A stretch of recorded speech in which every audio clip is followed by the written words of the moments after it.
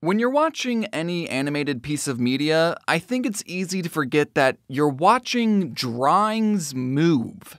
Excuse me? What kind of Harry Potter dark magic is this? Since when did drawings move? I drew a picture of a dog once, but it hasn't moved at all, not even to play fetch. Well, what you're really watching isn't actually moving. What you're really watching is a series of individual frames played at a rapid speed on a liquid crystal display screen that emit photons into your eyeball receptors that get processed by your brain into what it perceives as movement. It was all a trickery, you see, a ruse that you fell for hook, line, and sinker.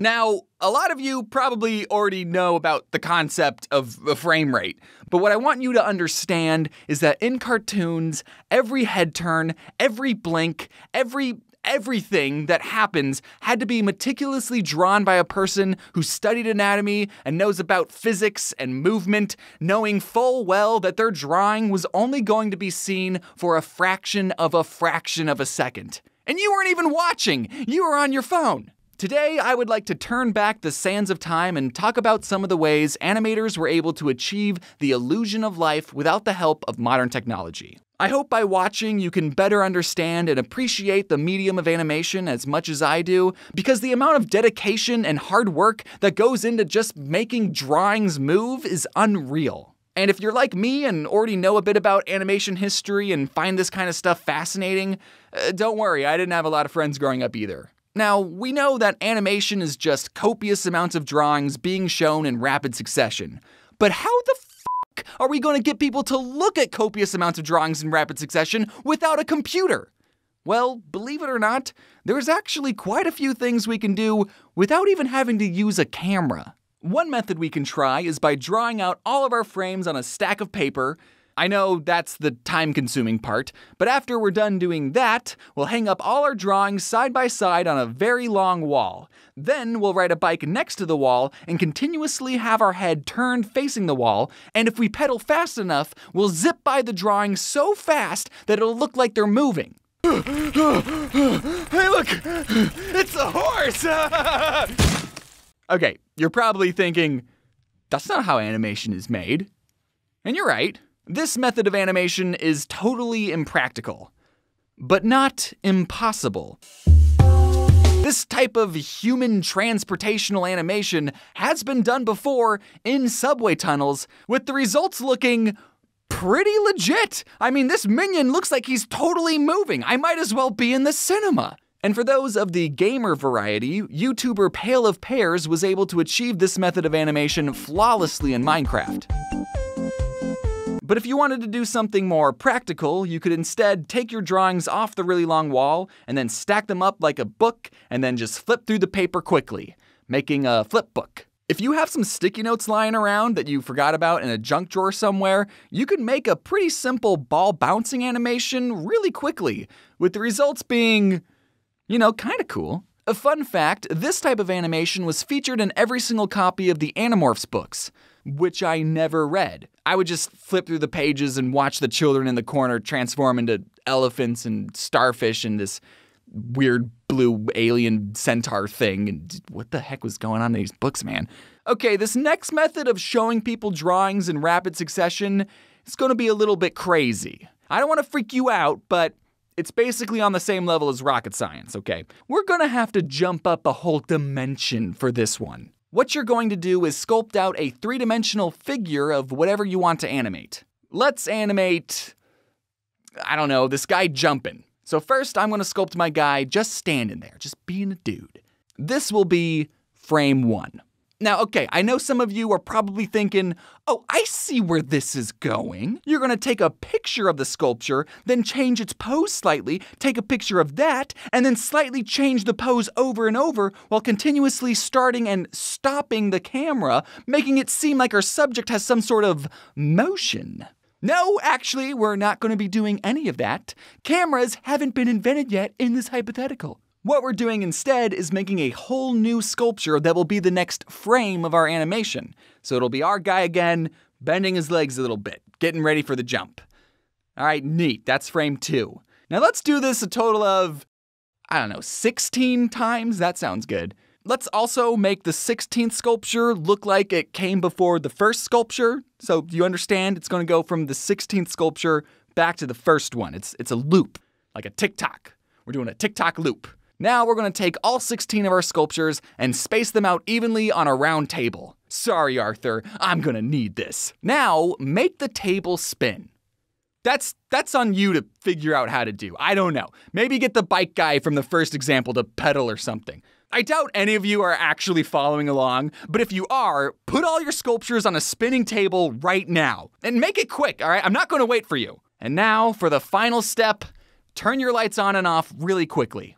And if we did everything right, the effect we get is mesmerizing.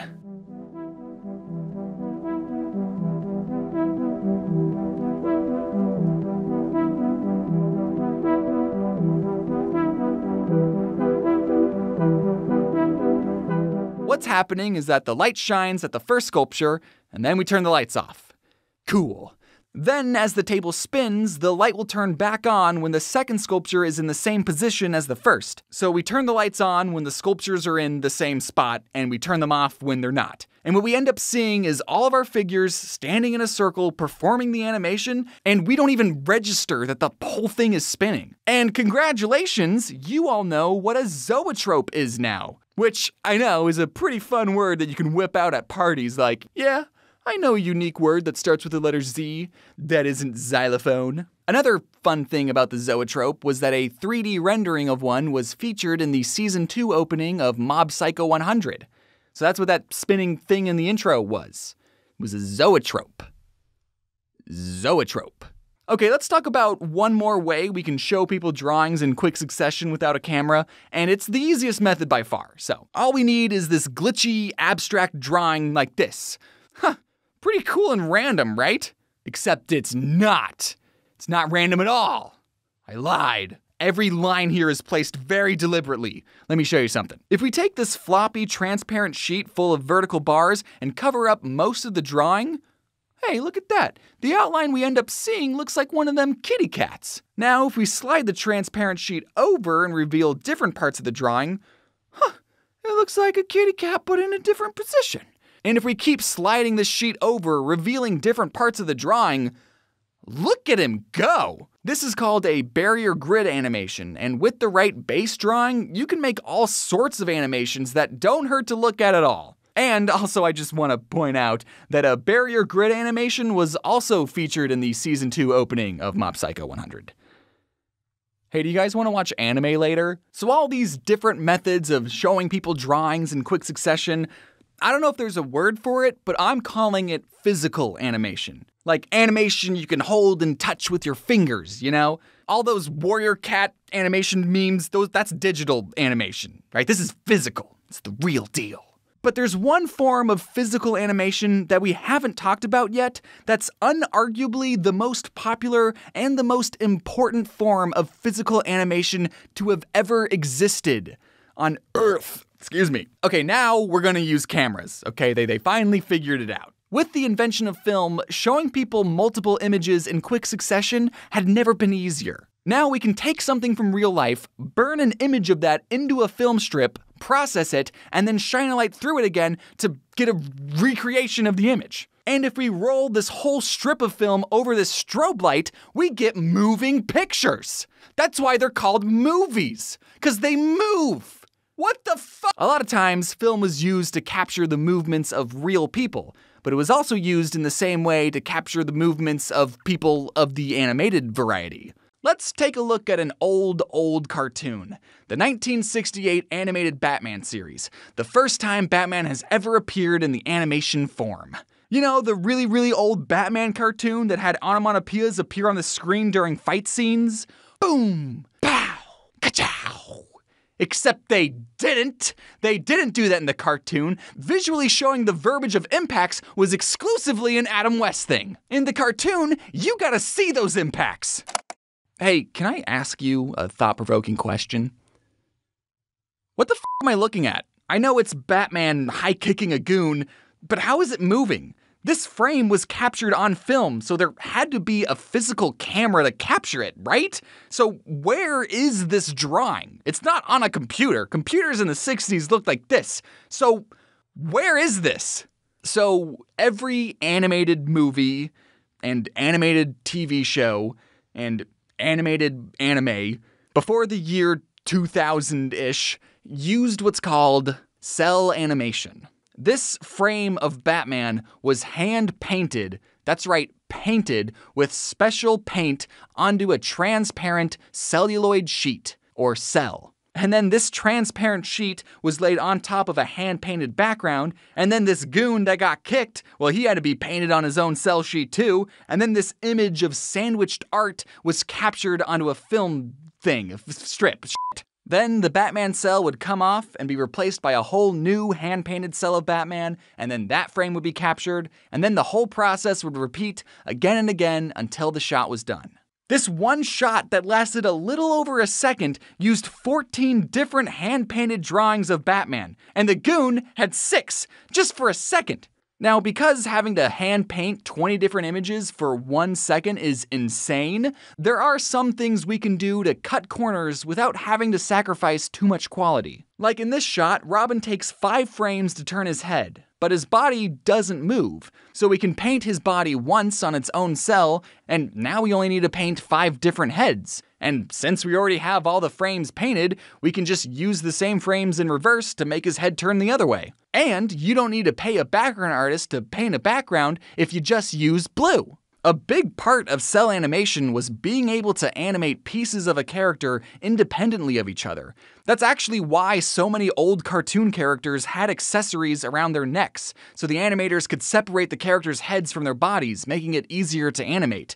Fred wasn't rocking that ascot just because it was trendy. One of the nice things about using a computer to animate is that you can play back what you've animated and clearly see if your timing is correct and if there's any quick adjustments you can make. Being able to see what your previous frames are is so important there's actually a term for it called onion skinning. But animators pre-2K didn't have computers to re-watch their work, so here's what they did instead. Before they even put paint onto a cell, they first had to draw all their frames out onto a piece of paper, and they didn't work on the frames in chronological order. Like, they didn't go, okay, I just drew the first frame of Batman. Okay, here's the second frame of Batman. Okay, I'm gonna go do the third frame of Batman. Okay, you do the fourth frame though. That way of animating is called straight-ahead animation, and some people use it, but the results look pretty chaotic, but it's still used pretty effectively for effects and concert visuals. But most of the time, animators will animate a character from pose to pose.